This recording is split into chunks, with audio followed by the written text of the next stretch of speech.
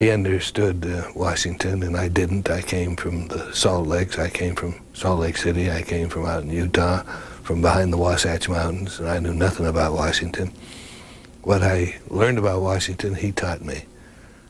Drew Pearson,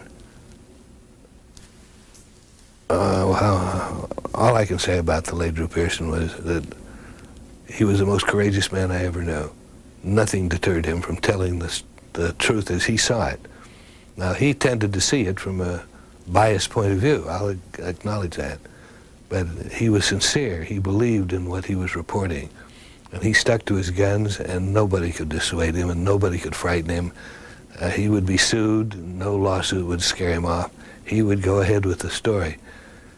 And he knew the back rooms of Washington. He knew the back alleys of Washington, and he taught me how to find my way around in the back alleys and the back rooms. And how do you do that? Well, basically, you can't trust, contrary to the popular impression that you have to name your sources. No source that you name is going to tell you the truth. Anybody who is identified is going to say what he wants or she wants you to know, or what his or her boss wants you to know. They're not going to tell you the truth. The only sources that are worth a damn are confidential sources.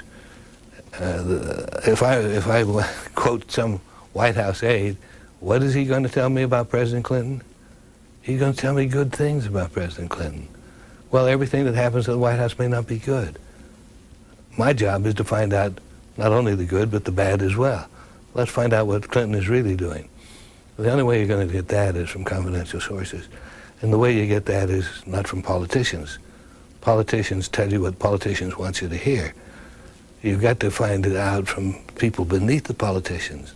The people beneath the politicians are the professionals. They're the ones who tell the politicians what's happening. So I tried to intercept the news at the bureaucratic level. That's why I said earlier, the bureaucrats are my friends.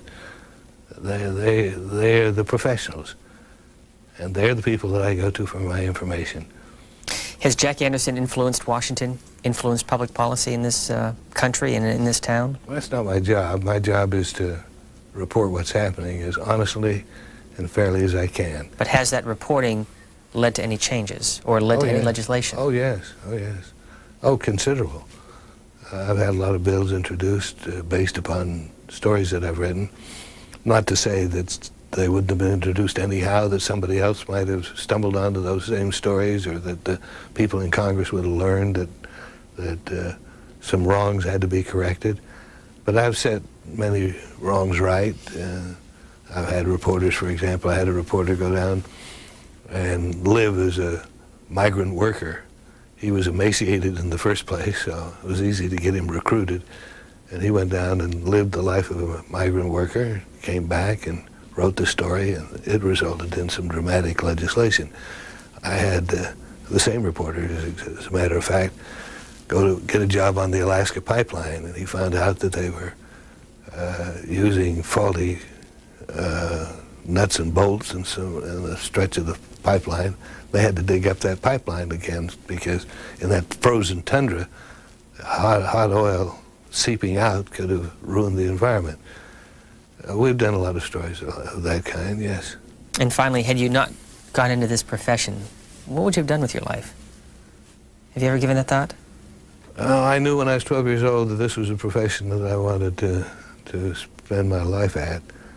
I learned as a Boy Scout when I was 12 years old how to write stories. I was editor of a Boy Scout page in the Deseret News, that's a Salt Lake City newspaper. And in the summertime I worked for the Murray Eagle.